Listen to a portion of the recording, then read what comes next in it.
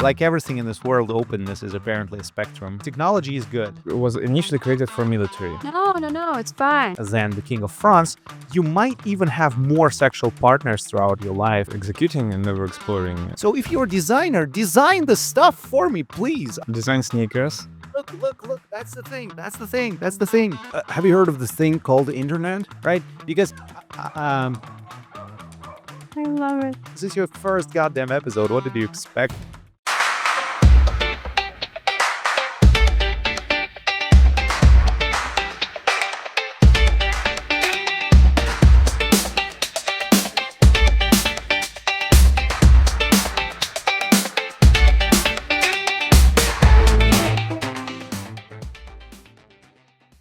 Hello, everyone. Welcome to another episode of Hi Podcast. We're extremely happy and proud today to have Ivan Yamshchikov as our guest. Ivan is a research professor at the Technical University at Würzburg, if I'm pronouncing it correctly, but he's very well known in the in AI and ML sphere, having worked many years at different companies and leading educational institutions and so on. So we're very, very happy to have you with us, Ivan. Thanks for having me, guys. I'm also a co-founder of Pleias, which is a French startup that builds open source LLMs. We released the first family of fully open source LLMs where not only the large language model is open source, but also the data on which it's trained is actually open sourced, which is probably the only model of this type so far available to general public. The real open AI, what it's supposed to be. Yeah, right.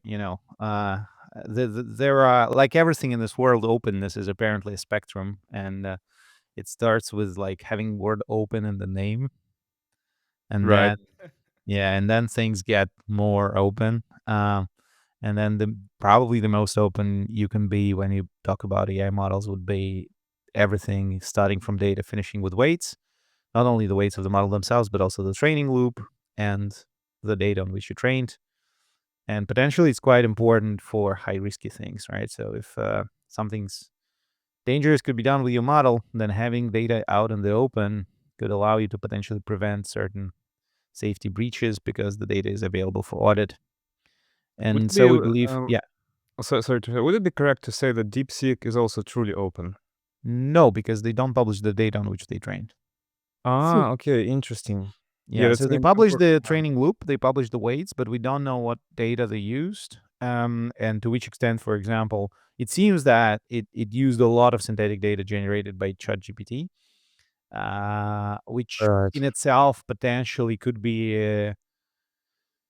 So I'm not a lawyer, but it could be potentially having some legal implications in US because the license of OpenAI specifically said that you cannot use the data generated by OpenAI models to train OpenAI competitor model.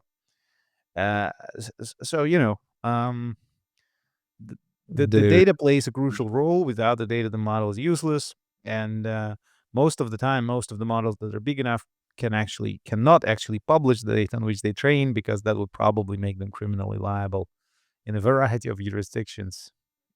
Including, I'm assuming, like the most prominent models like OpenAI, including OpenAI and Anthropic, of Llama, course, and Gemini, and all of those. Yeah. Very interesting times. Okay, we're going to speak a lot about AI hopefully today and about other topics as well. But one topic where we would like to start is like maybe boring. Yeah, we had a preparatory meeting with you, Ivan, and you shared a lot of optimism, techno-optimism.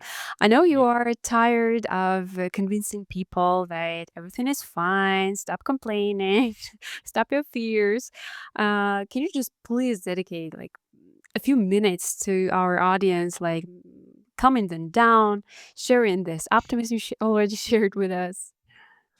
No, I mean, so let's be very clear. Technology is good. Okay, like Thank a lot you. of people would disagree. Yeah. If you had doubts that technology is not good, I have,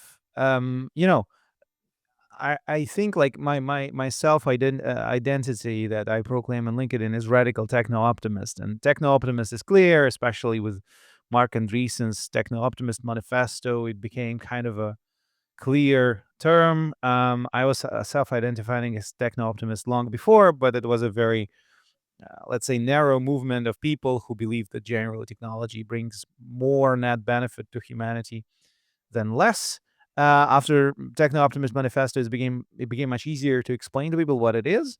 Now, I personally think that my personal interaction with a lot of people made me think that I'm not only techno-optimist, I'm radical techno-optimist in a sense that I suggest that the fact that technology brings more net positive than net negative is actually an axiom. Like, I don't want to prove it to people. I think it's just very tiresome experience, and no matter how many statistics you show, no matter how much data you provide, it never works because it seems that it's actually a core belief. There are some people that in deep down believe that technology is good, and there are some people that deep down don't share this assumption. And so, since different axiomatic gives you completely different You know, worldview. Yeah, it's like believing in God, right? Some people believe in God, and that, like, no matter how much time you waste explaining them that God doesn't you, exist, they still believe in God, right? And you vice know versa. like there's one part of it that's controversial to me. Which one? Um, and that a lot of this technology was initially created for military. It was Yeah, actually and very a interesting. lot of religions killed a lot of people. That's also Yeah, true. No, but seriously, there was an interesting talk by the guy who called, I think, George Friedman. Like he wrote a very interesting book where he, at yeah, the beginning of 21st century, he tried to predict the geopolitics of the entire 21st century and yeah. predicted many things at the beginning, at least, rather accurate. And like he was in like in one of the lectures, and he's just saying like, "Hey guys, look at your iPhone. It's like complete military technology. Everything that's there, like from GPS to LCD to wireless networking capabilities, little battery, internet itself. So all of these technologies were initially like little cameras that was all created for military, and it's like maybe a coincidence that they're used now for whatever. Like, Is it though? Is it though? Right? Because I'm sorry. Hello. Yeah. So is it though? Right?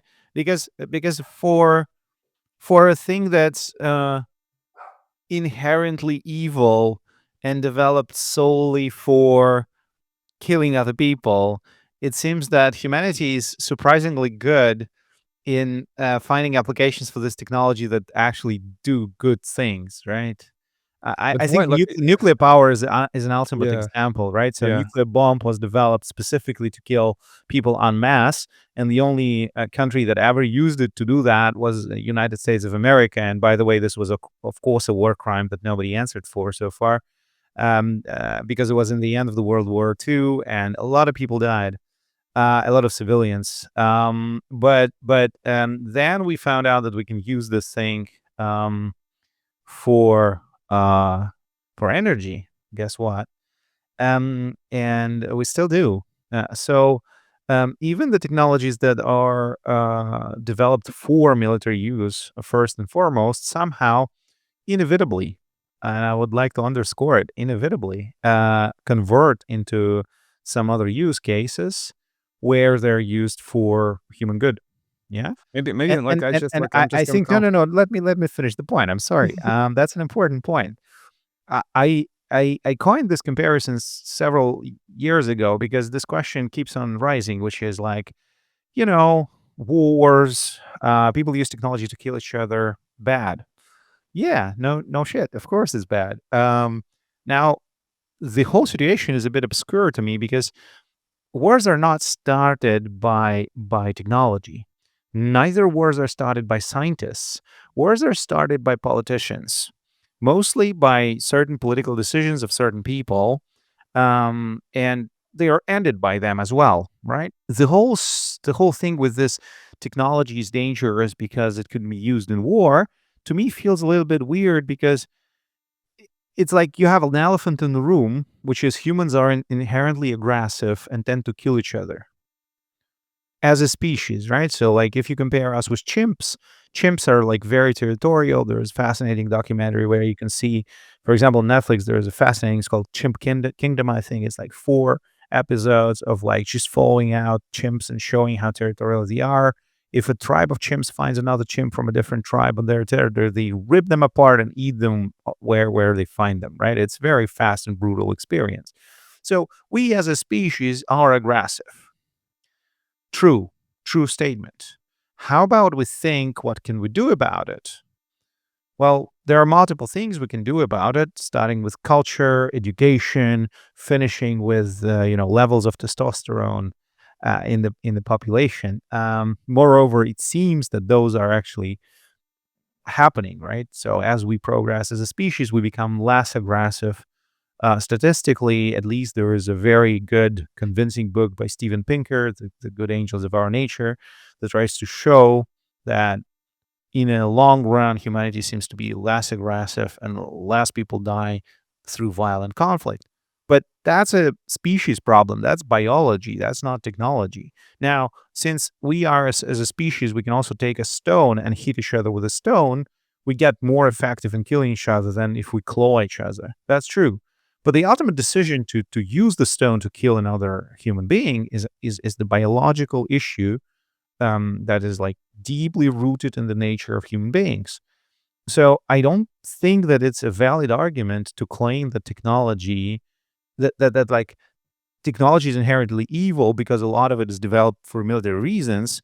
I would say a valid argument would be humans are inherently evil because they always think about how to kill other humans, and they're so good at it that they invent technology. Yeah. So if you stating that, if you believe that humans are inherently evil, well, I don't think we can have productive discussion because I personally don't. I don't share this belief. And the proof against this statement is that despite the fact that some humans are inherently evil and they come up with all these ridiculous ways to kill other humans, other humans tend to actually find how these abhorrent, ugly, dangerous things could actually be used to improve our lives, despite the fact that initially they could be developed for very nefarious reasons. You So score. I don't know. You definitely score. But please, guys, let me just lower a little bit the degree of our arguments. I'm here responsible for shameful questions. And Okay. so imagine I'm a designer and a lot of generative AI is produced every day. Maybe while Yeah, we are speaking, a few new products came out. So, indeed. will I lose my job? What to do? Hey, is their Design. answer. If you're a designer, design Thank you. better. Use the generative tools to design more. Think of how they can be used in a new way. By the way, the amount of designers in human population was zero 300 years ago. Yeah.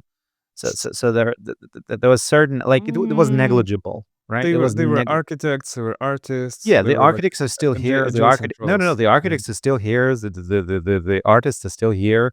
Designers, not so much. Designer is a thing that is actually very tightly connected with mass production. Like once we started to produce things en masse, then this thing starts to emerge. So no, technology Yeah. does, like technology created this thing in the first place, and yes, it will Right. transform it as it transforms all the other things as we go along. But I mean, once again, ultimately, statistically, 500 years ago, most of the people on the globe were actually involved in one activity only, which was growing food to sustain their hunger, right? So, like 99.9% of the global population of humans 500 years ago were actually really worried about dying of hunger. That was the major worry. Worry number two was dying of disease. And only third one was probably dying of violence, right? And now we don't have the hunger problem at this scale anymore. We have certain percentage of population, which is actually less than 10% of the population, that live like under the threshold of global poverty.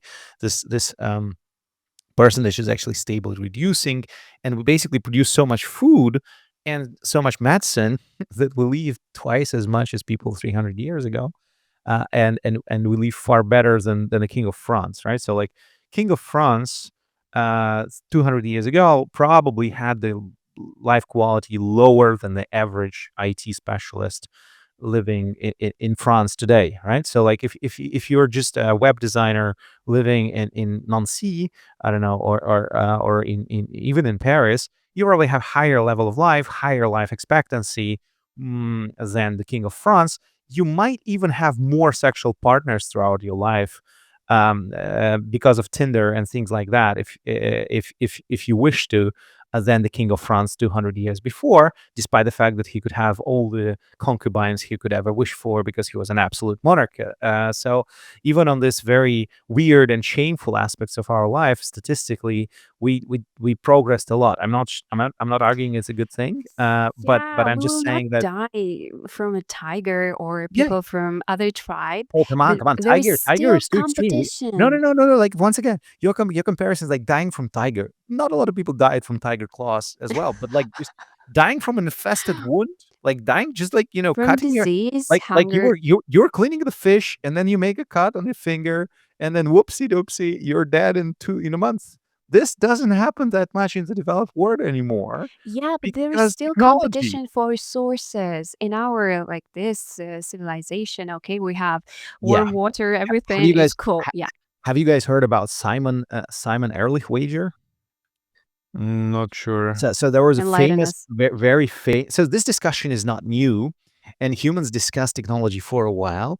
And famously, Paul Ehrlich, what's the name of Simon? He recently passed away, but I forgot his name. Paul Ehrlich, and 1 second, let me Google. We'll find it and edit later in post-production. Yeah, so there was a bet between Paul Ehrlich and Julian Simon. And the bet was actually made in 1980, right? And so Paul Ehrlich is this doom and gloom type of apocalyptic type of cult leader who claims he is a scientist, but whatever. So he wrote this famous book, Population Bomb, about how all the resources will be depleted and we're going to die. Nothing turned out to be true. The saddest thing you can ever see online is the video of an old lady who read this book somewhere in the 70s and decided never have children because why should I have children? So they live in this gloom apocalypse. And now she lives in the middle of like a bustling city where you can order food. It comes to you in a minute online. You can have all the entertainment you want on a buck, and like she's lonely and she's incredibly miserable because of this apocalypse cult leader. But that's not the point. The point is that they had a wager in 1980, and the wager was that basically, let's make a bet that over the decade. So basically, Simon, who was Julian Simon, who was an economist, he offered a wager. He said, "Look, choose the combination of natural resources that you believe will be more expensive in 10 years than now. And let's see in 1990 if it's cheaper or if it's more expensive. And if you lose, you send me a certain amount of money. And if I lose, I send you a certain amount of money. It's very simple. This is how economists resolve any question, right?" And so they made a bet, and then Ehrlich sent Simon the money because in 1990, everything that he put in this basket became cheaper than it was in 1980. And the Very reason for interesting. it is very simple, right? Technology. Because Okay. technology makes things more affordable. Technology makes things more affordable. Technology enables recycling. Technology enables finding new resources we didn't even know exist. I think fracking would be one of the examples, right? So a lot of people who are saying we won't have enough carbohydrates, this carbon energy type of fuels. They just never thought that fracking is an option, and then fracking as a technology comes on board. Once again, I don't discuss the externality that it has for environment or whatever the price is, but it turns out that like a lot of places have a lot of gas that we didn't even know existed before, and so in the end of the day, ultimately, even if we talk about the planetary level, well, I mean, we have multiple planets only in this solar system, right? And I mean, like there is moon. Moon is very close. We can Okay, mine that moon. escalated. Yeah. Radical No, but like optimism. no, but like moon is no. Come on, just like moon is mineable, right? So if something that we need so badly is not available on Earth, then the prices for this thing go up, and they go up Mhm. till the moment it becomes viable to mine the moon for this shit. And once it's viable to mine the moon for this shit, people start mining the moon for this. And they develop a bunch of technology to make mining moon easier and cheaper for this shit. So the price of this thing goes down and it becomes more affordable. This is how market What's economy works. ironic? Like, even though we have all this abundance of food and everything and sex, as you said, but still most of the food that's in the supermarket is arguably not really that healthy. Still much better than have no food, right? Probably, I'm not saying we're but at perfect. least safe. Yeah, at least I safe. mean, we are improving. My point is that, like, I guess the core idea here is not that we are perfect, and by no means. The core idea is that we are improving, and we're doing it through technology. Like, things get Right. better, not worse, and they get Mhm. better largely because we are using technology to make them better. That's my main point. And no, there is no end progress. And just one last thing regarding this. I mean, whenever like when I mentioned solar system, your reaction was like, oof, that escalated quickly. Well, I mean, just to be clear, this attitude is also not new. People had this attitude in the 60s, in the 20th century. This was basically a mainstream thing. It was not controversial to say that humans should colonize space. It was not believed to be a wild, crazy idea. It was a mainstream thing, and then, due to a very, very strong consolidated effort of people who basically, in my view, look at humanity as something evil fundamentally, like, because this kind of type of apocalypse scenarios, they basically always assume the worst about humans. Yeah, they assume that they make certain suppositions about humans, and then they project those suppositions and they predict the very, very ugly scenarios, and they manage to shift this discussion from how do we do it to we shouldn't do it ever because we're so inherently evil and bad, and like that's not the way to go. In the meantime, like, I think in the 60s or in the 70s, there was this cosmologist Kardashev in Soviet Union who proposed this Kardashev scale, which I love because it gives a very different point of view about like technological thinking. Because now, whenever you talk about the person who's techno-pessimist, the people tend to speak about the planet or even like habitat of certain species within the planet and so on and so forth. And they claim that we are so far into this space of technology that, like, there's no point. We passed the point of no return, or it's very close, and blah blah blah. In the meantime, Kardashev scale was saying that, like, there are three types of civilizations. First type on the Kardashev scale is the civilization that fully controls its own planet. And by full control, I mean you control weather on your planet, you control climate on your planet, you control all the resources of your planet is available for transportation, you can go anywhere you want on your planet, and we are not even there. We are not even like scale 1 on Kardashev scale. Like, there are places in Amazonia where we can literally not go because there's no way to get there. We cannot control climate, but we don't, but we can, right? Physically we can, because in the end of the day, the planet is a closed system, with certain energy inflow from the sun. That's it. So we can control it physically. It's possible, but we are not even close. And then the second scale would be fully controlling your solar system, and the third one would be fully controlling your galaxy. Now, we are very, very early, and we are not even close to, like, grade 1 civilization on this scale. And the people are just like, let's not do that. Well, I see zero arguments why we should not do that, because I think it's awesome. That's I amazing. want to reduce the degree of our Yeah, conversation let's talk back about once again. so coming back to the designers. Yeah. If you're a designer, design stuff. Because, by the way, I recently tried to find futuristic clothes on Etsy. Right? Very practical thing. It was 14th of February. I wanted to buy something cool for my wife. And I don't want to buy this shitty steampunk bullshit that the Etsy is full of, which is aesthetic of 100 years old. And I didn't want to buy this kind of minimalist bullshit of the 60s from, like, this kind of, Bauhaus type of minimal dresses, which is aesthetic of also like a little bit less than 100 years old. And I was just Googling something that would look new. Something that would look like a clothes from the future, not from the damn past. I couldn't find a single thing on the whole Etsy. The best thing I could find looks like, this kind of very ugly Star Warsy type of shit, which was designed in the 70s. So if you're a designer, design the stuff for me, please. I thought it's your Mm, job. You're It's very interesting that, bad at this, fair. apparently.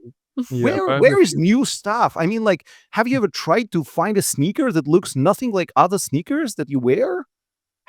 Come on, what's up? I mean, sneakers look very different from the shoes people wear in the 19th century.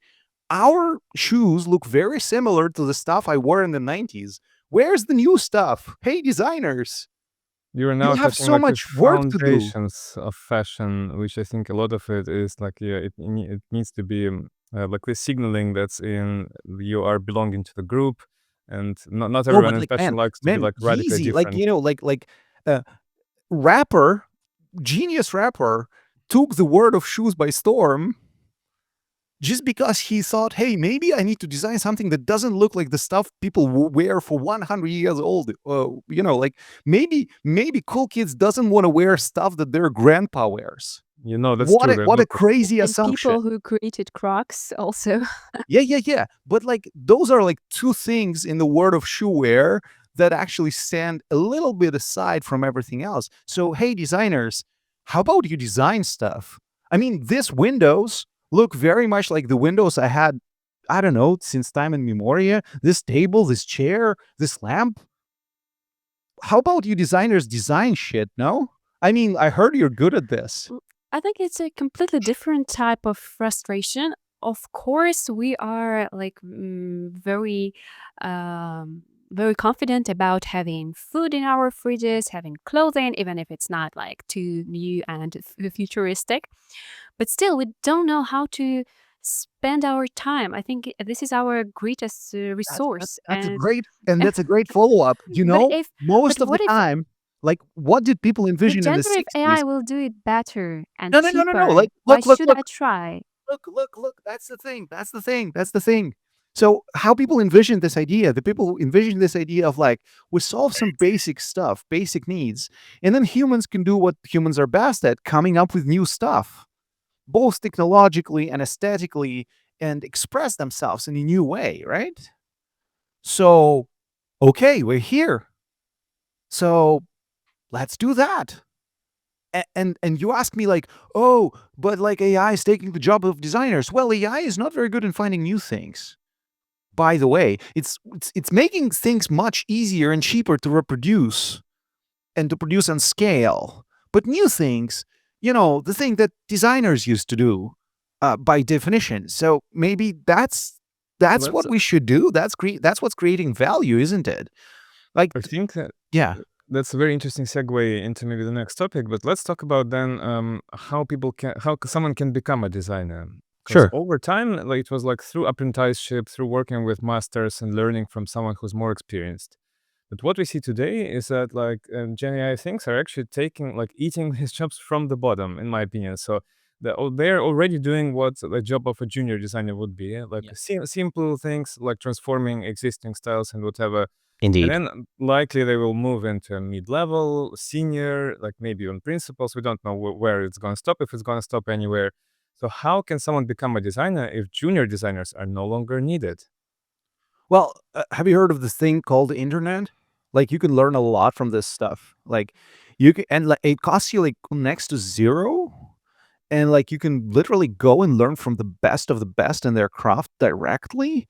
Like, you can watch the works, you can take tutorials, you can do stuff and test it. And yeah, by the way, there's another thing, it's called Gen AI. And like, if you're puzzled or if you're stuck with certain thing, it can help you. And even if you prompt it correctly, like for example, you say, hey, I want to do this front end and I'm learning this particular framework and this is my code and I don't like how it works. Can you optimize it? But can you also generate comments to explain what you did and why you did the way you did it? You can also get tutorship from this thing for like $20 a month. And, isn't it great? It's amazing. But like in order to become like senior designer, you have to arguably learn for years. Yeah, And I sure. think it's very difficult for someone just with access to internet, especially by the way, because on internet there are so many things that are much more attractive and funny and interesting than I don't know learning about some craft. Well, that's the thing, right? So craftsmanship is not easy. And by the way, if you read like the standard narrative around craftsmanship in like in the most traditional cultures, like if you read Buddhist stories about like how people became masters of their craft, or if you especially I think in Southeast Asia, the philosophy of craftsmanship evolved and stayed with us because I think Europe was the first to industrialize. And so this industrialization kind of destroyed, to a large extent, the philosophy of craftsmanship that, for example, European master guilds had, right? So we had guilds in Europe which had this philosophy of craftsmanship. And now we kind of learn about this philosophy more from Southeast Asia than from the ancient European roots. But this philosophy is always based on two things: is that, practice makes perfect, that you need to actually have diligence and internal motivation if you want to become a master, and that's the only thing that master cannot give you. Like most of these craftsmanship tales, they're always about this idea that on one hand side you need to be dedicated yourself if you want to become the master, because it's philosophically prerequisite for one. Yeah. You even have to convince the master to even pay attention to you Exactly, in the first exactly. place. Right, exactly. And like I don't know, one of the epitome of this idea would be this fantastic documentary that's called Jiro Dreams About Sushi. This Yeah, that's sushi right. master that's explaining that like for the first 20 years in my shop you just cook rice, and then once you're good at cooking rice, well then you're allowed to start cutting fish 20 years into the craft, right? So this concept of mastership is there and it doesn't change. Moreover, I would actually argue that we are back to the way it was before we had this strange phase in our development when we had mass production and revolution, like a series of social revolution and technical revolutions that brought us the Institute of Public Education. Because public education, to a large extent, is copied on the Prussian system of public education, and Prussian system of public education was a big innovation in the time when it was developed, mostly aiming for two Mm. things: military, yeah. So the state wanted to have people who are competent to serve in the military, and the ability to run factories and to have skilled labor in them. And this inflation of skills that you mentioned is also not new. For example, my university here, THWS, it's one of the youngest universities, like one of the youngest places for higher education in Bavaria, because before the 60s it was kind of a mid-level professional education for people who are doing certain production works. But as production becomes more and more complex, technologically heavy, you need to make people more qualified, right? So it's sort of this progression of like, at first we just wanted people to read, and we believed that that would be a cool thing, and particularly Protestants did a lot of it because Protestants' religious beliefs were grounded on the idea that you need to read the Bible on your own to be in touch with the God. And then it turned out that once you can read, you can also learn a bunch of other things. And by the way, there's a lot of this demand in the economy, so we built this school education, and then, oh yeah, by the way, once you have school education, there's a demand for even more skilled labor, and now we can build that. And so we kind of went through this full cycle of having this very established Mhm. system that kind of takes care of you since you were born till I don't know, your 30s sometimes. And arguably, uh, it's um, it's very well suited for industrial societies, but in the post-industrial society, I would say that it's very inefficient, and it's a very inefficient use of taxpayer money, bringing not that much to the taxpayers back, because we are back in the situation where what matters is this direct craftsmanship transfer from the master to the student, but we also have this amazing toolbox of various technologies that allow to simplify this transfer, that allow to Mm. have this multiple learning experiences, and we can kind of scale certain mastership on some levels on one hand side, and on the other hand side we build more and more tools that allow people, particularly in digital area, right? So we are not near enough to build physical things the way we can build websites now, yeah. But like in certain areas of economy, specifically in digital economy, you can prototype very fast and you can learn by building very fast. I would argue that like a good designer education would be an education structured around the creation of certain digital assets that pay off the education. Yeah. So ultimately, like, you build stuff that finances what you learn as you build stuff. That would be the most efficient way to learn, right? Wouldn't it? And That we are sounds actually quite yeah. close to this bifurcation point. Like in some areas, we were quite close to actually having a possibility, at least, of a learning trajectory where the amount of stuff the student builds through their studies creates so much value for the society that it pays back on the costs of the education. Because on one hand side, the costs of education are drastically lower due to AI mostly and the Yeah. internet. And on the other hand side, the productivity of the student is drastically higher because of the same things. And the current education system is very far from this trajectory. I would say it has a very huge overhead of things that I don't think exactly fit in the 21st century. It's interesting to hear from someone who is like almost embedded in the system or like plays in Not the almost, I am a part of it. yeah, Yes, yeah, of yeah. course.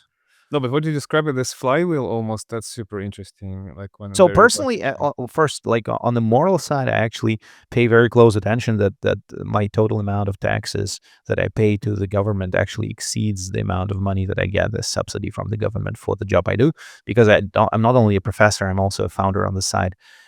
So like I actually try to be moral about it in a sense that I don't embezzle taxpayer money for doing things that I don't believe in. On the other hand side, I also try to experiment as much as I can within the reach, because Bavaria has the freedom of research and teaching. That's actually in Bavarian constitution. And so I joined THWS partly because I actually see the same spirit from many of our colleagues. We are University of Applied Sciences, which means that to be a professor here, you have to have at least 3 years of industry experience. Bavarian laws also allow professors to go back to the industry for half a year every 5 years, so that we stay in touch and we understand the industry needs, and so like we understand what we preach.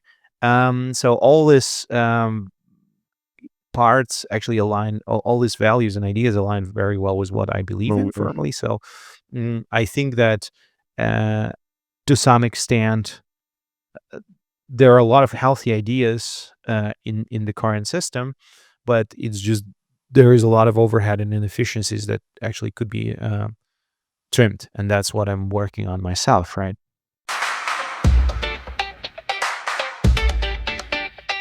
I remember when I graduated, one thing that I did recently was actually teaching at the university where I graduated from. And I wasn't a professor, but I was teaching my own course that actually evolved into a course on product design. And I tried to completely like do it the opposite of what I didn't like about the education. So Yeah, there were exactly. like, I didn't have exams that where people had to, I don't know, whatever, recite from memory, different things. It was like all project based, and they had to do this project in order to get their grades. And it was interesting. Yeah, I tried to share some of my early experience of work. But I'm curious then, like if we just expand it into what's So the most just coming back to just a yeah, small example, right? So how, for example, I have a course that I specifically designed for our master students, not only for AI masters, but also for other masters that, for example, work in this area of digital society. And that's the course is called Entrepreneurship for Engineers, and it's one semester course that's based on the idea that people actually prepare pitch decks of their startup and develop right, MVP of there we their go. startup, and the criteria of getting a best grade, which would be 1 in Germany. In Germany, the best grade is 1 and the worst is 5. You fail if you get 5. So to get 1, they actually need to have either the first customer paying for what they built, or the first seed investment, right? So far nobody got 1, but that's their direction in which they need to go. And then the whole semester is structured through some project-based work where they have several sessions of something that resembles Shark Tank, where I ask my peers from my professional network who are founders themselves or who are actually early stage investors, angel investors, to join for a Zoom call to see the pitch decks of the people to the current ideas and basically say, okay, this is something that I would potentially invest in, and this is something I would not. And so the teams that didn't manage to get through the Shark Tank phase, they have to pivot or they have to join other teams. So there's merger and acquisition round after every every Shark Tank type of Zoom call, because you actually need to be validated by external people on what you build. And if the external people don't believe you, well, you failed and you need to do something else, right? And I think, as an example, this course creates a lot of value for the students. At least this is their overwhelming feedback. There are some startups that actually spin offs of the course. They don't happen within the course so far, but they happen after. So at least 2 companies started after the course. And I do it for the second. I did it twice so far here in Würzburg. I'm doing it third time this semester. But there is like clear, tangible value, both subjectively on the side of the students and objectively in terms of like just entrepreneurial activity that happens as a follow-up of the course. And I believe that this is the direction in which you can kind of combine. And I also use a lot of outside materials. I use books. I use Y Combinator YouTube channel as a course material, literally. So I try to reduce the amount of time where I talk to the whole class in front of the whiteboard, and I actually try to offer them educational materials that they have to study on their own, while we use the time in the class to interact directly and to do this type of mentorship, craftsmanship type of interaction, where they can learn directly from my personal experience or from the personal experience of other people who I invite. And I think in this configuration, first of all, we create subjectively, at least I would say, far more value. And then on the second side, I think that pushing more courses in this direction by example, I think is a good thing, because ultimately, in my belief, that this is much closer to how higher education should function. Moreover, this was the model, for example, that ancient Greek used, right? So in ancient Greece, famously, all the schools, like the term academia was actually a private school ran by Aristotle, and like people paid to go to the garden and walk with Aristotle in the garden and just to talk with him, right? That was the whole model of education in ancient Greece, and Greeks figured a lot of things right. They figured out democracy. They figured out a lot of fundamental ideas that still power our scientific thinking, and all these things happened partly through this mentorship type of interaction, without any systematic coursework, without sitting at the desk and writing stuff and memorizing them. So this idea is not new. We just forgot that this is how education works best. And can you assume like having AI professors in the university? Like we now have so Of many course. language tutors or other AI agents providing education. So how do you imagine it? I would be very happy to be replaced. I mean, I'm not a And designer what will you apparently. do? How will you manage your spare Or time? Well, I got a bunch of things that I want to do, right? So design sneakers. yeah, like probably we'll go into design. Apparently, most of the designers don't design the sneakers I want to see. No, but like jokes aside, um, there is, first of all, research, something that I generally like a lot. I like teaching, but it's actually quite taxing, right? So like interaction with the class is actually very it's very demanding on a physical level. So if to some extent teaching could be automated so that I have more time for research, I'll be happy to do that. Research, OpenAI, deep research model. Yeah, well, It's it's huge. amazing. Yeah, I will. Of course, I will do research with AI. Of course, I don't plan to do research without it. No question about it. It also allows me to research far more and get far more results. Then, guys, it's okay. So I don't think that research, and yeah, I think here is one clarification.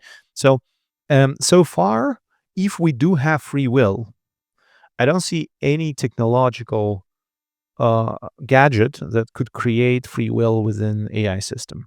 Yeah. So if you believe that humans have free Hmm. will, so far I don't see any technology that enables free will in the machine, which means that all the creative activity, which is centered around free will fundamentally, is available for humans for a while. Unless we don't have free will at all, unless we are biological predetermined complex machines, well, then the whole question becomes kind of Which obsolete. is what Sapolsky is arguing for, I guess. But I haven't read his like full Well, vast I book on that. I think he's not that reductionist, Mm. but I think that's a very big assumption, right? So Yeah. once again, and this is the question of belief. So I believe that we do have free will.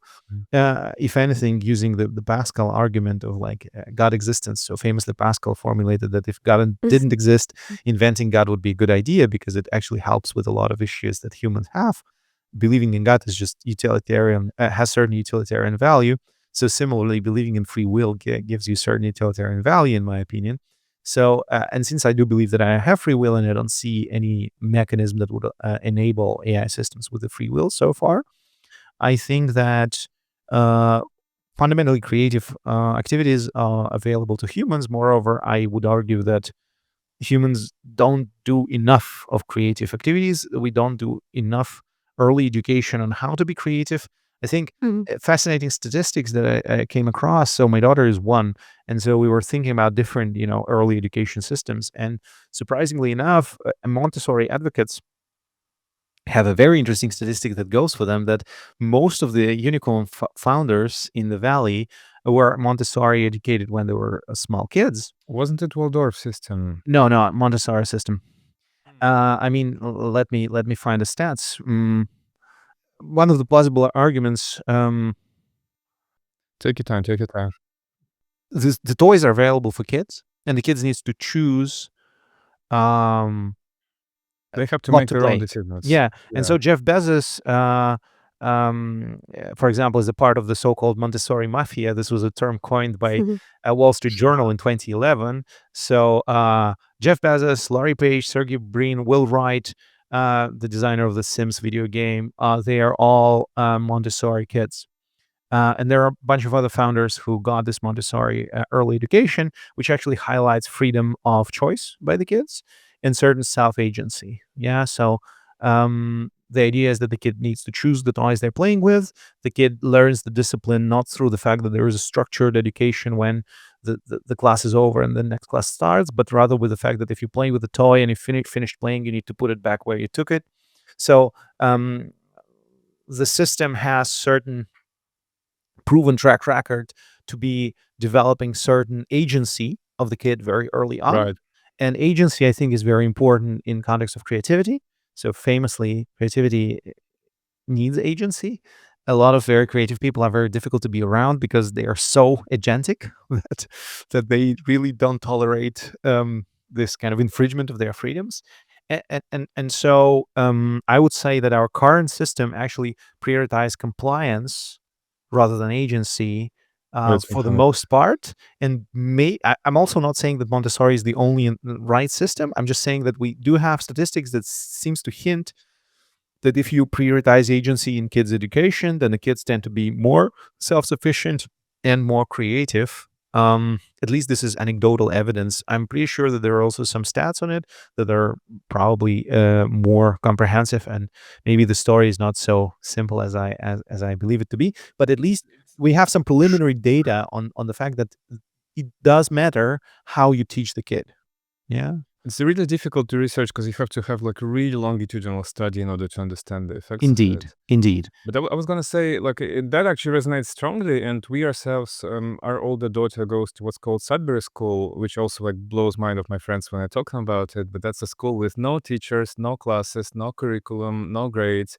It's just like an environment where kids can work together or do different projects together. Like, and there are lots of facilities like the arts room, computer room, library, like fantastic sports facilities, musical room, playroom, and they can, and I know the kitchen, and they can just choose what they want to do and decide it on it to get like themselves, set their own goals, understand together how they can achieve it. Then I know make their own judgment as to whether that was successful or not. But I wanted to expand this into probably a question to you. Like, what do you think then are the skills that are important in this century? Like, what skills should people learn or develop or build within themselves to become successful in the future? Yeah, sure. So I think first and foremost, certain learning flexibility. So the ability to learn new things, and you can foster this through several very applied, clear aspects. On one side, you need to actually work hard on resilience to failure, right? So learning through failure is the Mm. fastest way. if you fail, you learn way more and way A better. little bit painful, though. Yeah, Well, it yeah, is sure. so painful. Just trust me. Oh, sorry. Yeah, I'm so anxious about this topic because it is painful. At the age of 27, I just started learning playing piano and playing tennis at the same time and playing to manage sales in a company. And it just takes so many resources and so many energy. And my therapist says it's a best exercise to feel yourself loser and to learn through this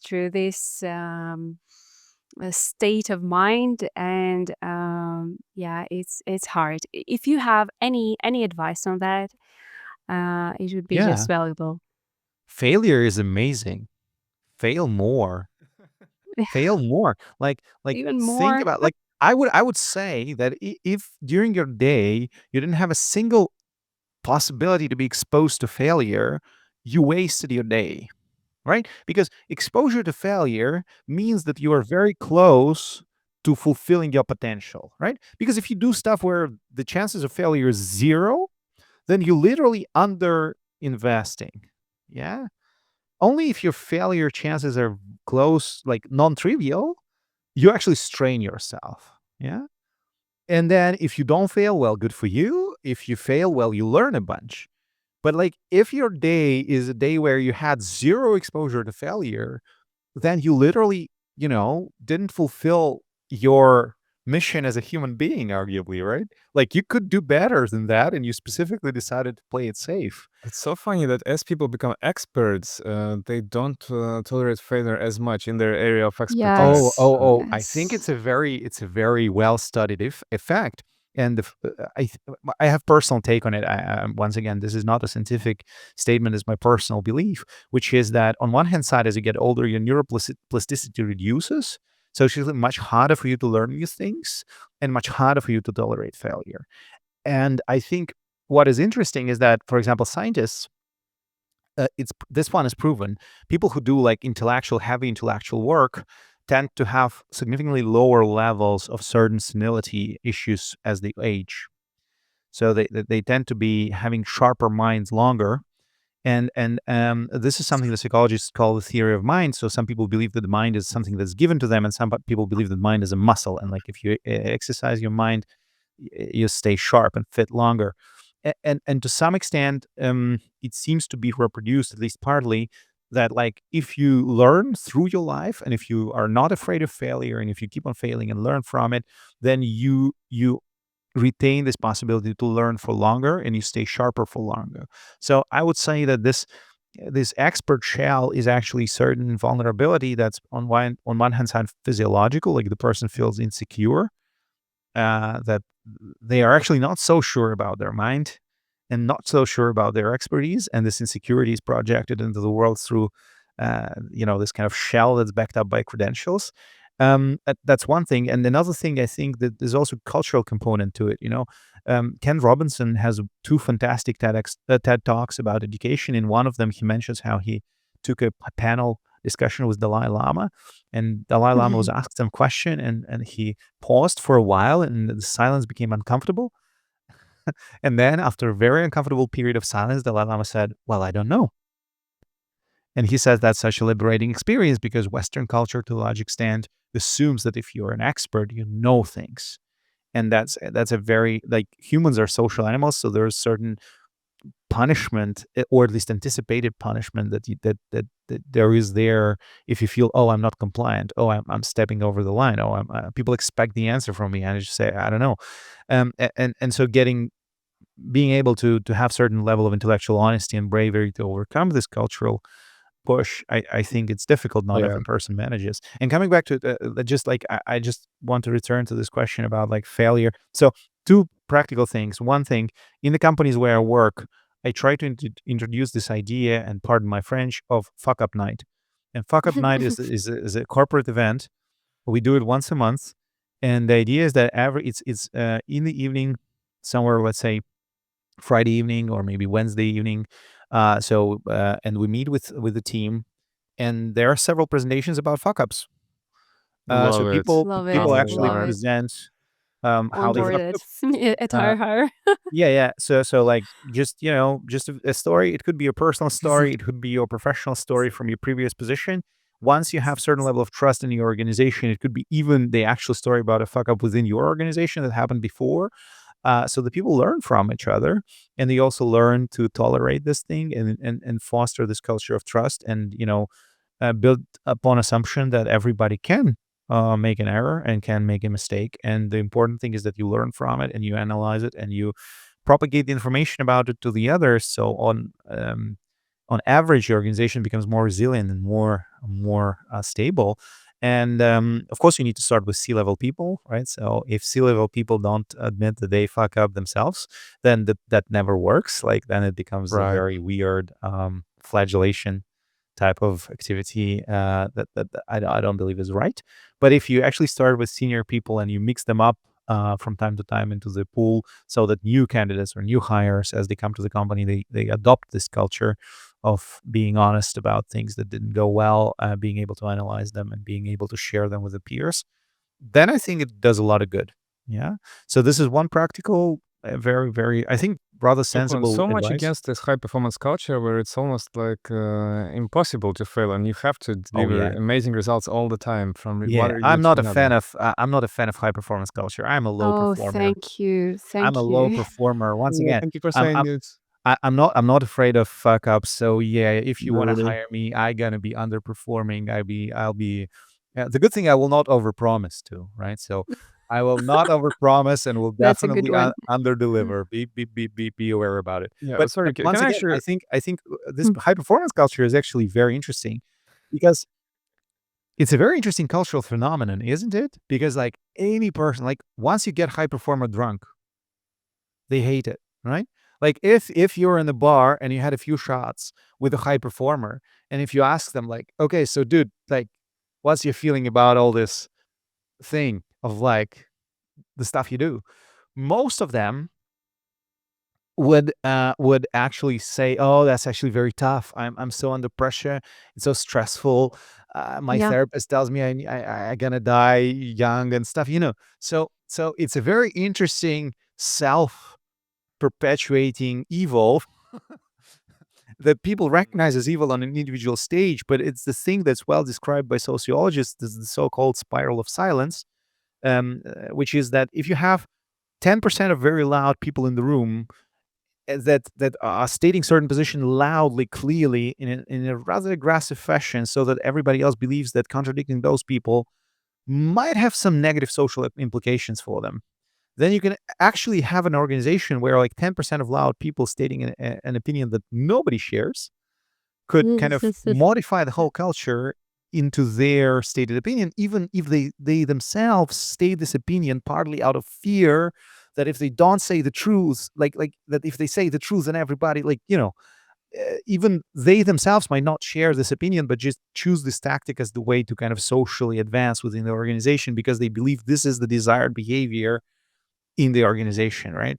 And so I think this, well, first of all, it's a documented phenomenon. It's well known. Second of all, it's sometimes it's actually useful indeed if your organization is in danger, under heavy stress, if it's a life and death type of situation. You need this high performance from your team. But I would argue that the organization is actually honest about its goals and about its culture, and has this culture of working with errors, being able to propagate this information. First of all, would have lower chances ending up in this dire situation when like you actually need to work 20 hours a day, 7 days a week to survive.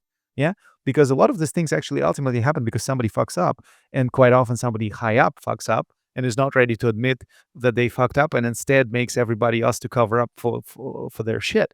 Oh yeah. And second thing, even if just this is the market reality, like, there's a certain paradigm shift in the market and you as an organization are under enormous stress, I would argue that having honest relationship with your team and saying, this is how it is, we need to pull it off. This is sort of an emergency type of deal, and we need to actually work on it the way we never worked before because it is a life and death situation. I would say that once again, the chances to overcome this crisis in the organization that has this healthier culture around error are actually higher.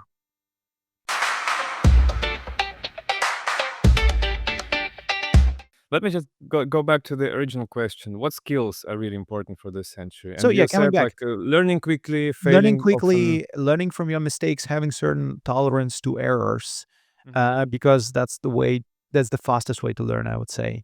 Being able to interact with other humans and tools. Yeah, so um, having the understanding of relevant technology landscape and relevant expertise aspect, and being able to leverage those two, right? So Uh-huh. not only you need to systematically be aware of how your technological landscape change, you also need to systematically work on your network of professional contacts that you can use when you need extra expertise or guidance, once again, to learn faster or to adopt certain tools faster, or even to monitor this tech landscape. Because to some extent, once your professional network is stable and big enough, you inevitably start to be more aware of the landscape at large, because now you're a part of this collective that sifts the information about relevant professional topics and shares with each other, right? So this awareness, to a large extent, both of the technology and the professional skill set, is something that's actually quite hard to develop, because you need a bunch of soft skills on top of like technical understanding of what you care for. Now, the third thing that I believe is important is being being able to allocate your timing in a like consistently, so that you improve and explore. Yeah. So professionally, people either explore because, oh, I lost my job, I need to find a new one. So what's up? What's going on? Let's learn some stuff. Or improve because I'm in this high achiever type of culture. If I underperform, I lose my job. So everything on red. Um, and I would say that once again, in a changing landscape, you actually need to healthily combine the two. So you constantly allocate, I don't know, 20% of your time for exploration of new things and trying things you didn't try before. And you need to actually make it in a way like, if you have to-do list or whatever, it should be on your list. It's like, it's not optional. If you want to be healthy within it, it's not optional. Exploration is not optional.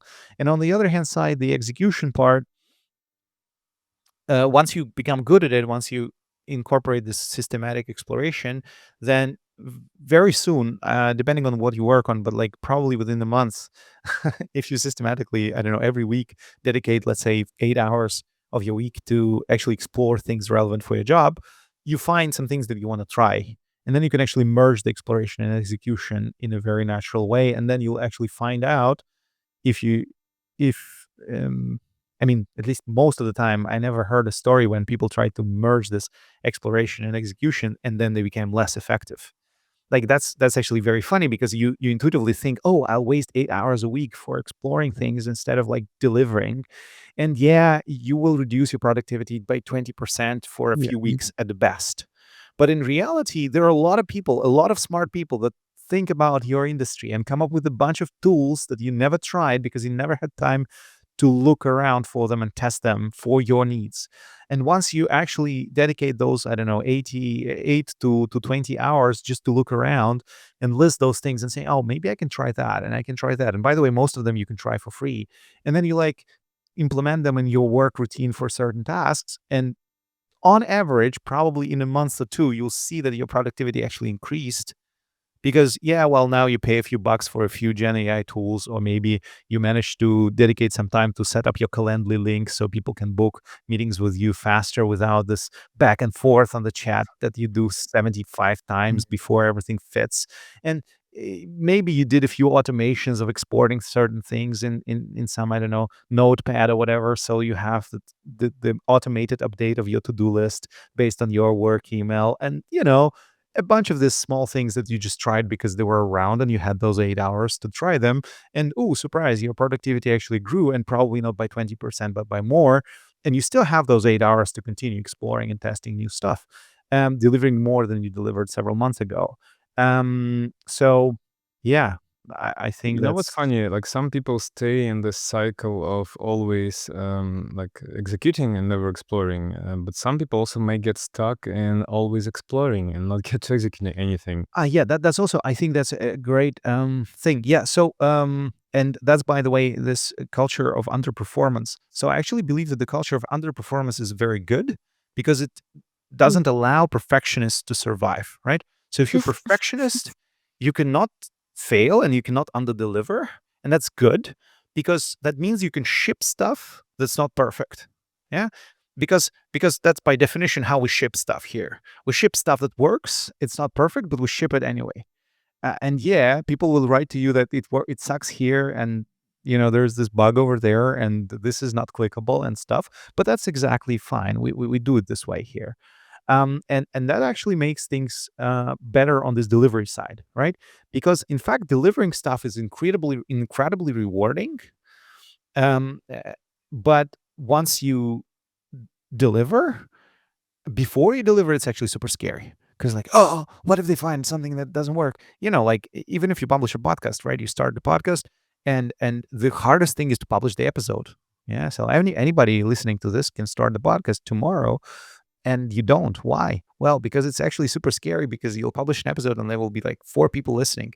And if you think about it, it's a super irrational decision because, well, first of all, 4 people is higher than 0. So somebody's listening and it's your first episode after And all. if it's more than the number of guests on the podcast, then I think it's a Yeah, success. Success. true. But like, first of all, like it's your first podcast anyway. And you don't expect to have viral popularity from the day one, probably.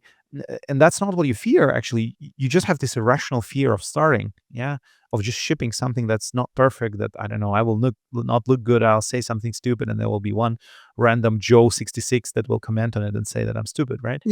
And it's fully irrational, and it prevents you from shipping stuff.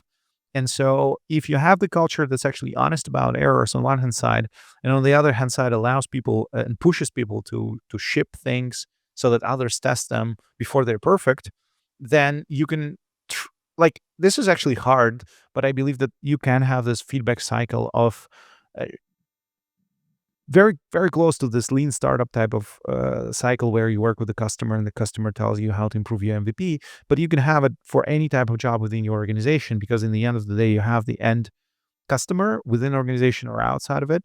And if you propagate this culture of trial and error, being honest about what went wrong and correcting for it as you iterate, then the whole thing becomes very rewarding for people, because people learn that, shipping stuff is rewarding.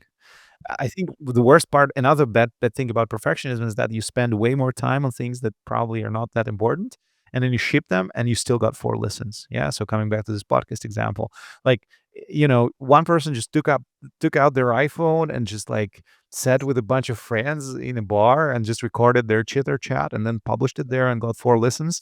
You bought like the whole setup for the studio. You made the list of the guests you want to have. You reached out to 3 of them that are just perfect guests, and like one of them agreed. And then you did, I don't know, whatever, hired a professional plus production, blah, blah, blah. And then you got the same 4 listens because it's your first goddamn episode. What did you expect? And that's actually, despite the fact that you ship stuff and you ship stuff that's far better than the first option, this might actually be depressing. Whereas with the first option, we just recorded something on iPhone in a pub, and 4 people listened to this shit. Wow, that's pretty cool. How about next time we record it in a quiet room without a background noise? Yeah. So by shipping thing that's undercooked, you also give yourself space to develop, and develop in a direction based on the feedback from others, not within your like head of like, not sitting in an ivory tower and anticipating what people want, but actually listening to them. I will send the transcription of your speech to ChatGPT and prompt it to cheer me up anytime I'm afraid to start something or I can tolerate my failures. So yeah, quite rewarding. I think the biggest insight that is pretty well known is that most people don't care for you, right? And you know that deep inside, most people don't give. No. Most people don't care for you. Like most people, most people don't care for you. Like you What have do they maybe care a few, about then? I thought they should have care about me. like Do they other maybe things to care about? Why is that? like if you're lucky, people care. Like people from your family care for you at best. but And most it's people, not a very good thing because well, you I don't still know. care what your parents think of your job and your apartment. Whatever, but like it's at least something, right? So they actually would actually bother to provide you with feedback, and like if you answer to them, they will probably answer back, and blah blah blah blah blah. Like most people, even if they have the motivation, which is actually very hard, and they write a comment below your YouTube video about, I don't know, how your makeup sucks. That would be the end of it, right? Even if you return to them and explain how this makeup is actually perfect for the situation, probably they will never respond because, it's not what they do in life. They just trash talk the people under some YouTube random videos. Yeah. And I think that's pretty liberating in a sense that, like, most of the things you can do them and you'll be fine. Yeah. This is what I tell to my I love students. it. Like, students come to me for career advice, and I just tell them, look, first and foremost, you'll probably be fine. Yeah. So, like, don't do hard drugs and work, and you'll be fine. Yeah. You live in Germany, for God's sake. Y- Back to the unless there's question of this. the world not being as dangerous as it used to be 200 years Exactly, ago. right? Like, there's no random night going rummaging through a town and burning people for no reason. You'll be Usually. okay, usually, yeah. So I mean, we need to care for certain things. Like, we don't want to have global third world war or stuff like that. But as long as we stay on track, you'll be fine. And that's actually an assumption that's actually very hard to believe in for younger people. That makes them very risk averse. And in the meantime, if you just read a little bit of history, you'll find out that we live, most of the people on the planet live in the most risk controlled environment ever. Yeah. So there is this fantastic study from Norway when a psychologist noticed that there were safe playgrounds for kids with, like, a lot of this rubbery stuff that it's very hard to hurt Mhm. yourself. And kids were way, way, way crazier on this playgrounds than on the normal metal playgrounds. And they actually studied it, and their hypothesis is that the kid learns by exposing themselves to failure, which we talked earlier today about. Yeah. And if you make environments safer for the kid, intuitively, a small kid actually tries to do even riskier stuff in this environment because they don't feel that they perform on the verge of their capabilities. So we do have this internal drive for exploration, and by nature kind of forces us to be risk takers, at least in the earlier stage. And then through education, through certain structure of life, we get this assumption that risk taking is not necessarily good. It doesn't pay off. By the way, it's not true. In the modern world, we see that a lot of the very successful people are actually very good at risk taking. Yeah. And the school, most of the time, tries to actually enforce the idea of that risk taking is not good. So to a large extent, it's a constructed belief. It's not rooted in reality, at least I believe. And then if you look at the biography, like my favorite, well, I have several heroes. Like, I think that I read the biography of a person. I'm like, that's amazing. That's the person I want to be like when I grow up. And then one of the examples, I can list multiple ones, but like one of them would be Shklovsky. So Viktor Shklovsky, the founder of structuralist approach to literature. And when I say structuralist approach to literature, most of our listeners just yawn immediately because, um, and so they No, think no, about no, it's fine. and you think about a philology professor, but then you read the biography of this guy, and the guy was actually involved in the terror group of Social Revolutionary Party of Imperial Russia, helped to organize several terrorist attacks on some Russian officials. Then, during the First World War, he became the commander of a tank battalion. So because he could, apparently. Then there was the revolution. So during the revolution, the Bolshevik came to power, and Social Revolutionary Party that he was a part of was not in favor. So they were jailed. So he spent some time in Odessa jail. There is an episode of his biography where he was actually playing chess with the Bolshevik overseer, and the bet was basically his life. So if he wins, he's allowed to run away. If he loses, he'll be shot on sight. So he wins, he runs away, lives a little bit or all over the place, comes back to the Soviet Union, whatever. And in the meantime, he also writes poetry and some works on structuralist literature. That's the biography of a scientist. That's a biography of a philology professor 100 years ago. Compare it with your biography. So are you sure you don't have enough risk in your life? Are you sure that your life is super stressful? I mean, like another perfect example would be Everest Galois, the famous mathematician who came up with the concept of certain concepts in mathematics that we only understood why we need them in the 20th century because they turned out to be very useful for aerodynamics when we started to build airplanes. So some of the mathematics he published, and then he died on a duel when he was 20 because he had a fight, like some political conflict about France because he was a Republican, and and it- and monarchist kind of didn't like him a lot. Still became a great scientist, very well known. Um, if you look, I don't know, another example that I like to provide I is think, this. Yeah, yeah, we're still, despite all these examples, we still suffer from having a toddler, for example. And we think our life is so busy and so hard at this point. So I think it's a matter of the year we're living in. So today, no duels, but other category of problems. Yeah, of course, our well-being is not comparable with what we had 100 years ago. But I actually wanted to circle back to what you mentioned as a very important skill is being aware of technological landscape.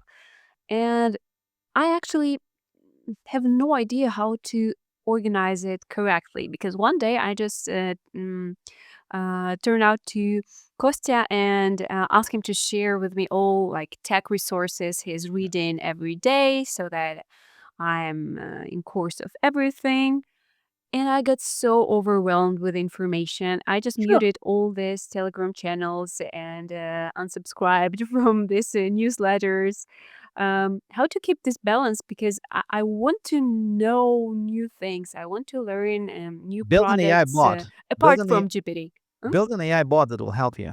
It's very easy. Download Cursor, and build an AI bot that will help you to monitor telegrams, right? So it's very easy. If you have subscription to OpenAI, what you can do, you can actually have a Telegram bot that gets all the posts from the Telegram resources that Costa recommended, filters them down according to your interests, and sends you a short list of 5 most useful things once a week. Yeah, and you can build it Hmm. on your own and learn a bunch while you do that, right? And you can build it just with Cursor, just free version of Cursor and OpenAI API, and just coding a little bit with Cursor, maybe asking for help from one of dev people, and just build your own agent that would basically curate your Telegram subscriptions for you. And probably it will not be perfect. Probably it will miss some important things and list you some unimportant ones. But first of all, you learn a lot while you were building that. Second of all, you will not be overwhelmed with the information. Third, you'll be super proud that you built this shit yourself. Yeah. So I'm already proud that I'm thinking that I will do it one day. Even this imaginary idea is like ruined. for example, like last week we discussed an idea of an app with my wife, and then I just built a prototype with it via Cursor. It took me like one night. Maybe if I didn't know programming, it would have taken me 3. I don't know, but it didn't take me that much time. And yeah, we kind of testing it now. Maybe we'll publish it, maybe not. But my point is that the distance between the idea and prototype never was shorter. Right? It's very very short now, especially when talk about digital products. So and then by the way, I'm pretty sure that people get overwhelmed with Telegram channels, and you're not the only person. And probably there's a product that's doing this aggregation already, and you can just pay $5 subscription. And if there's no product and you have this bot that you built, maybe you should charge $5 subscription, and here you go, you're a founder now. Um, that's how the world works now. People just don't understand, but that's literally how it works. You explore problems that humans have.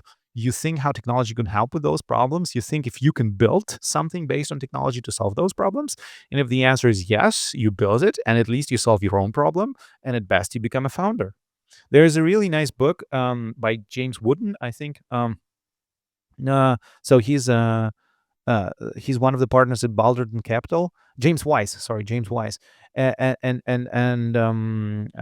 the book is called Founder Century, where he basically makes a statement that AI, specifically generative AI, enables solopreneurs in a manner that was never seen before. And the percentage of population in the 21st century that actually becomes business owners probably will increase drastically just by the nature of the availability of those tools. Yeah. That's a future of work that many people predict, like solopreneurs or creative economy as like some other branch perhaps of that.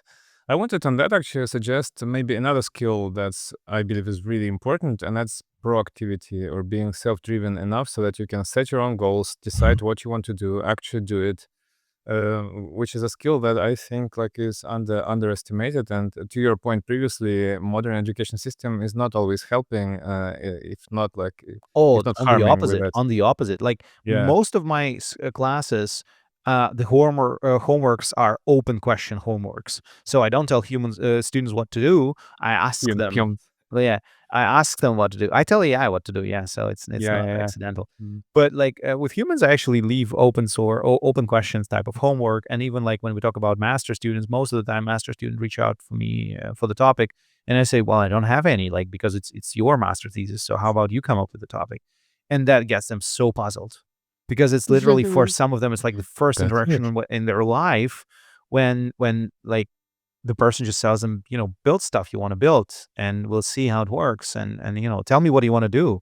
And they're like, whoa, I never heard that question in the education system.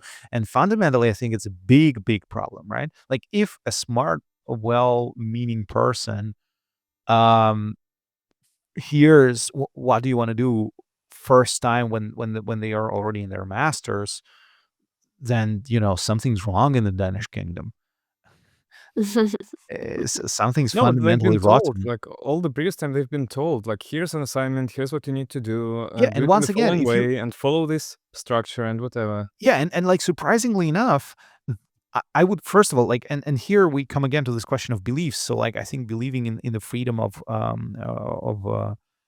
will is important because if you believe in it, then you believe that the natural state of human is actually being proactive. You fundamentally believe that that's what we are born with. And if you look at any Yeah. kid, by the way, like you have a toddler, like toddlers are super agentic. Like toddler has like Yes. like telling toddler what to do. I mean, like, good luck. You you can stop them, they will do it again. They are very like toddlers are very goal oriented. They are very, very stubborn in what they want to do. They have zero trouble communicating it to people And around failure them, tolerant. and they're super We have to failure learn from resilient. them. They actually enjoy failure quite a while. Like my Yeah. toddler can fall down and smile and laugh about it and try again. Yeah. Yeah. So I 100%. fundamentally believe that this is how we are designed.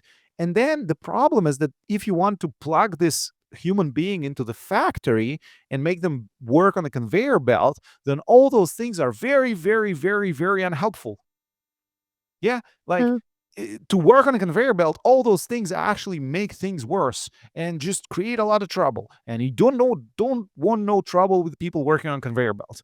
And so education system is largely designed, or if you send the person to the army as a private, all those things for most of the armies actually don't work. Famously, for example, Israeli army is one of the few armies in the world that actually fosters the agency. U.S. Army to some extent tries to do it and claims that if you redesign or think the way how military operations should work based on this agency of humans, then you can actually be more efficient even at that. But this is a relatively new approach. And then this classical Prussian army, where you just need to stand in line and follow and do this tush, tush, tush thing and marching in the right direction. All those things are very, very annoying for the general. So we built an education system to actually pervert to some extent human nature, at least if you believe that by nature humans are, risk-seeking, self-motivated individuals.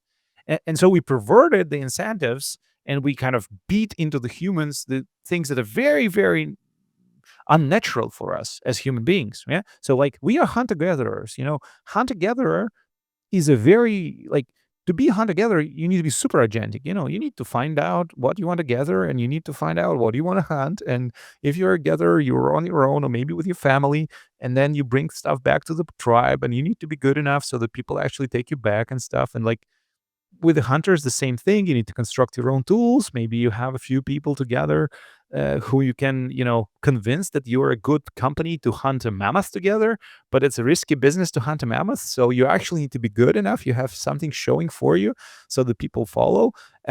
So like biologically, we don't have this problem.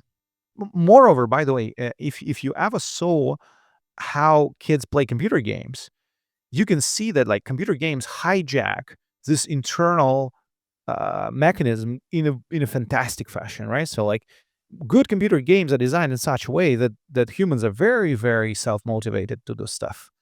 Um, no problem at all. Yeah. And like people, I always say that arguably Sid Meier's and his civilization did more for historical education globally than any other teacher of history, right? And Any other book on Minecraft. history. Yeah. Minecraft probably taught more about certain chemical and physical properties of the world than any book on physics or chemistry. Yeah. Because like humans internally are very explorative by nature, and we actually spend a lot of money to make our kids less explorative and even less Yeah. explorative when they're taking a higher education. So I think that definitely should change. The good thing though is that technology is already changing that. We see the examples of the schools like Kostya mentioned. We see people in higher education discussing those things openly and trying to go against the current. We see some attempts to redesign education from scratch, which I think is not a bad idea, again, because the costs of redesign are actually drastically lower due to Gen AI. And by the way, coming back to this question about like automation of professors, AI professors, and so on, the generative AI allows you to experiment with a lot of educational products on your own or with a very small team of founders, significantly reducing the cost of production of different educational materials, and maybe thinking a little bit out of the box and how they should look. I can give you an example of a course that's taught here in THWS. So we have this internal type of Oscar type of prize for the best course every year. So in autumn, every year, the professor who was chosen to have the best course is presented with a certain trophy. And one of the winners, so I was really impressed with it in the first year. In the first year of the course that got the best um, um, prize was the course taught by the faculty of engineering, and the name of the course was Natural Rubbers. Yeah. And it sounds Rubbers. like rubbers. Yeah, natural rubbers. And it sounds like a Oh, crazy, crazy, crazy name for the best course. But then when you look into how the course was structured, well, apparently the people were split into teams that were rubber producers. And they got the technical specification of a rubber they need to produce and a possibility to participate in the auction for a bigger corporation that's looking for a rubber supplier. And they have a bunch of books and materials that they can study and prepare their application for the auction with the price estimates, with the production time estimates, and so on and so forth. And the whole semester, the course is structured in such a way that the teams progressively get harder and harder tasks where more and more factors of rubber manufacturing should be taken into consideration in order to actually win the auction. And the professor is just the guy who kind of guides them through some educational materials that are available. He's around for the whole class while they're working on this thing available for their questions. And he's the person who's making judgment on the final bids for the auction and choosing the teams that actually wins the auction. That's it. that's brilliant. Awesome. And you know Awesome. what? Like people also learn social skills the best by playing and by interacting together. So they not only taught them about rubber production or whatever, but also I'm assuming there was a lot of their internal debate and group dynamics, and that they learned a lot from each other in terms of Yeah, those yeah. social Another skills. example, I think there was this front end school. I think it was called Elbrus in St. Petersburg, and what they were offering an express course on like front end development, and they were boarding school, so for grown ups. So people were paying to come and stay, I think, for 3 weeks in the dormitory, and like every day you have 8 hours of working as a front end developer from day one. Wow. You are added to the Slack chat. You have the manager. This person is not called your teacher. The person is called manager. So you have a manager, you have your Slack group, you have other channels, you have the tools like standard tools, the people, you have Jira and stuff like that. So in your first day of the course, you get access to all the tools that you're supposed to get.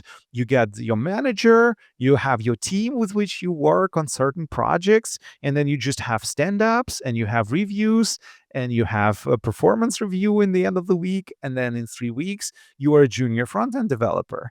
Not only because you actually shipped I don't know, n projects of different front ends in a very intensive manner, because you are in the office for 8 hours, and then offline you have like, if you are running on the deadline and like you cannot meet the deadline, you work on it on your own in the dormitory with other people who also try to catch up the deadlines. But also they had this practice. They had a bell in the middle of the room, in the middle of the open office, and whenever somebody found a job, they were ringing the bell, so everybody knew that like, oh, yet another. Because in the middle of the course they had this career mentorship block with HR that explained them how to structure their CV and how to apply for new jobs. Yeah.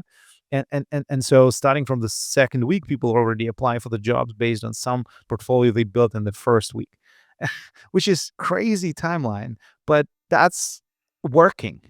This is the That's model that such a actually is fantastic validated. example. Such a Yeah. fantastic example of And actually. the Oscar for the most positive, optimistic attitude towards technology goes to Ivan. Hey. Thank you. Thank you. Yeah, I would thank you so like to much for thank joining my us today. Yeah, I parents. think it's been we discussed lots of things already, and that was a fantastic conversation. Thank you so much for your time. Thanks a lot. Thanks for having me. Thanks. Sorry for talking so much, I guess. No, No, I'll that's the share whole my point. bot for exploring the tech channels with you in a few weeks. Nice. Awesome. Yeah, all right. Thanks everyone for tuning in and listening. If you like this episode, please like, repost, share, leave a comment. You know what to do. We'll be very, very thankful for all things like that. And until next time.